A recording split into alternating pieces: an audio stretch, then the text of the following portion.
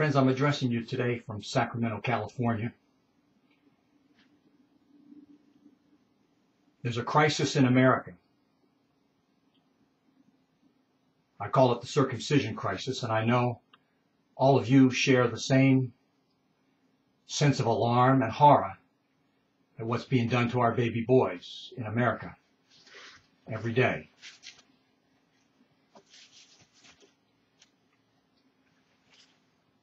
We don't have an easy solution to the circumcision crisis. There are many forces in society that are very happy for circumcision to continue.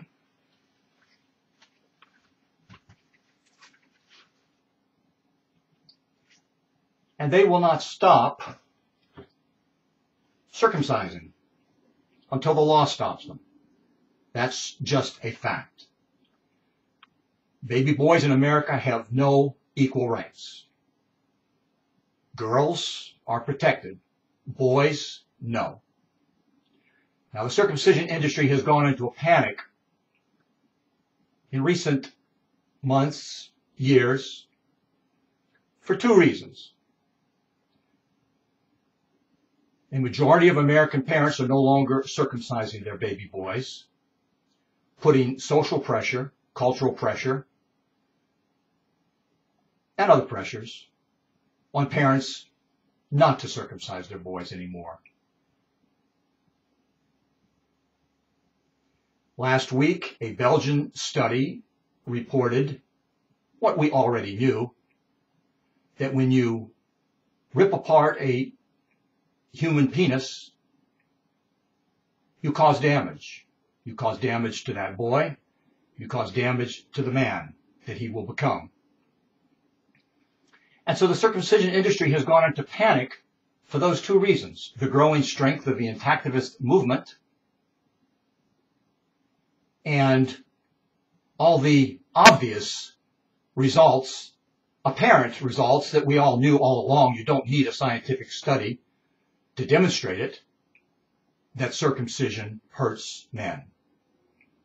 It hurts women. It intrudes into the bedrooms of American men and women, and without someone doing something about it, it will go on forever in America. We all know that. The circumcisers have no incentive, no motivation to stop what they're doing.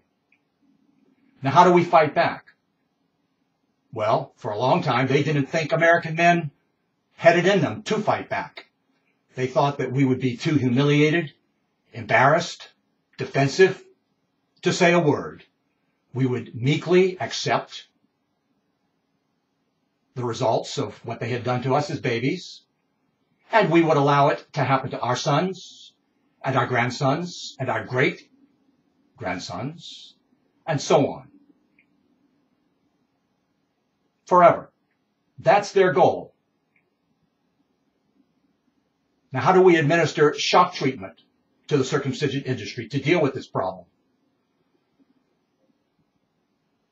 When Bay Area intactivists brought the bloodstained suits to New Orleans, and we put them on, and I felt the power of the symbol, of the image, I knew in my heart, in my mind, that this is the image that will destroy and stop circumcision in the United States and probably the world. After New Orleans, I pleaded with a number of people for us to resume the Bloodstained Men demonstrations, and for different reasons, no one wanted to pick up the mantle that Bay Area intactivists had put on in New Orleans. So I made the decision that all intactivists have to make, and that I've posted recently on Facebook. An intactivist is someone who sees what has to be done, and they do it. If you're afraid of making mistakes, everyone's going to make mistakes. There's no easy roadmap for this monstrous monstrous cultural practice we're up against. So everyone's going to make mistakes, but the biggest mistake is to do nothing. So I put on a Bloodstained Man suit and I went to San Francisco and I demonstrated at the American Medical Colleges Convention. And everyone in that hall knew that there was a man outside in a bloodstained suit protesting what they are doing to baby boys in America. Now, I don't expect or think that everyone can put on a bloodstained suit. It takes a lot of motivation to do that. I think it's even harder for women because the opposition and others will try to ridicule and mock you and associate the bloodstained image with your monthly cycle. There is no dirty trick that the circumciser will not stoop to stop intactivism. That's just a fact.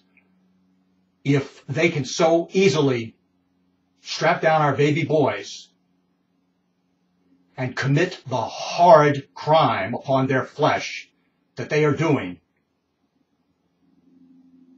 to slander intactivists is child's play to them. It's nothing. And if in slandering intactivists, they can create dissension, cause doubt, undermine our morale, any of those things, for them, it's one more day where circumcision lives. Now, I have vowed, and the bloodstained men have vowed, to break the back of the circumcision beast in 2013. We have many events coming up. We will be demonstrating at the California State Capitol in about a week and a half. We will be demonstrating at Genital Integrity Awareness Week in Washington, D.C. in just about a month. We will demonstrate in New Orleans at the ACOG convention. We will go to Houston and demonstrate at the Texas Medical Center in Houston. We will go to Orlando, Florida and demonstrate there in October. And we have a few other unannounced Bloodstained Men events that will be shocking the nation in the coming days. This is the symbol that will break circumcision in America. I have no doubt about it. I can't do it alone. You can't do it alone. We need many people in many communities and states across the nation to put on Bloodstained Man suits and get out there and let the public see the wound, men and women alike. And I was saying it's harder for women to do it. And for men, you've got to face the ridicule. You've got to face the allegations against your manhood. All that stuff. You know that. You see it on Facebook all the time. But I can tell you this, that when you put on the Bloodstained Man suit and you appear in public, you have a profound effect upon American society. It is an image that no one will forget. You don't need words.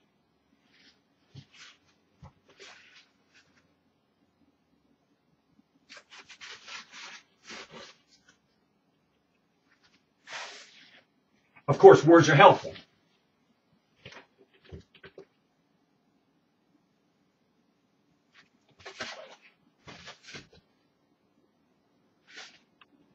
But words alone do not do what the Bloodstained Man suit does to the American mind. It at once reveals the shocking wound that we suffer, and it demonstrates our outrage at that wound. I will protest circumcision as long as I live, as long as they keep doing it to our baby boys. I did not ask for this fight. It was not me who declared war on American men. And we will use every legal, peaceful means to stop circumcision in America. I hope that you will search your conscience and join us. I look forward to seeing all of you in the future and meeting you and talking to you and working with you to end the nightmare for baby boys in the United States. We will break the back of the circumcision beast. I vow that. And I'm not alone. There is a whole multitude of bloodstained men out there who will be appearing in the American public's eye in the coming days, weeks, months, and years. We are not going to stop. We won't rest. We won't stop. We will accept nothing less than equal rights for baby boys in America.